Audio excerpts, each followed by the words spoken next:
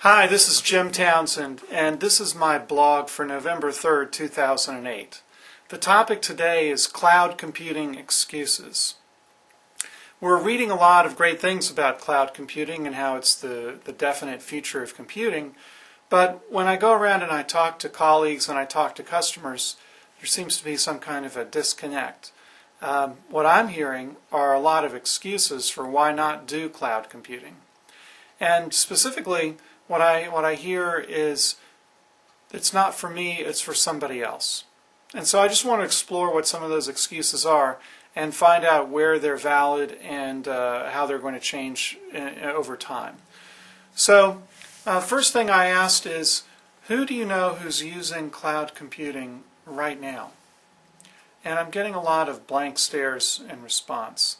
There aren't many of us who know people who are using hosted services for email, for website hosting, or for line of business solutions.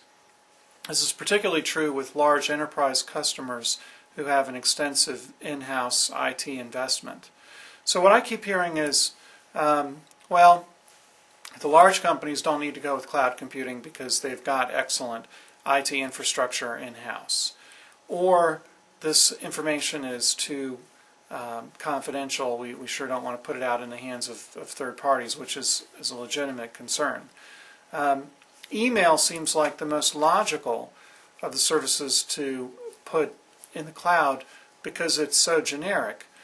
We all have pretty much the same requirements for Outlook and for Exchange. Maybe we have some different requirements around record retention or backup and restore, but the functionality of email is pretty much the same from one organization to another. But the two main excuses that I've heard are, one is, well, email is just too critical.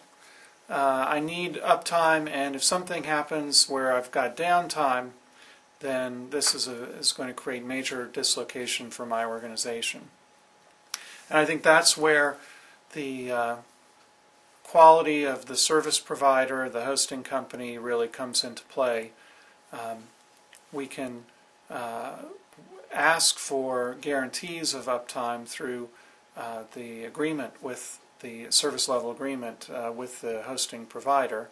But I think that a lot of that will come down to anecdotal evidence that we hear from our colleagues who are using a hosting provider. And when we find that the hosting is actually more reliable than internal email, that's when you'll see more people move in that direction. From my part, I've had a couple of disruptions to our email caused by problems in our building. Once we had a fire, and we had firemen stomping around, and we lost power. That's definitely a disruption to email that we wouldn't have had if we were with a hosting provider. I've also heard issues about potential legal problems for organizations for hosting their data. What would happen under discovery? What if they were responding to a lawsuit and they had to cull through their old emails? How would that information be delivered? I think this is an area that bears more scrutiny, more investigation. So I think to net it out, there are lots of reasons that I'm hearing why people are not jumping into cloud computing. Some of these require a little bit more investigation, and I think also sharing information in our community. It's going to take time before the forecast for cloud computing becomes more clear. Thanks.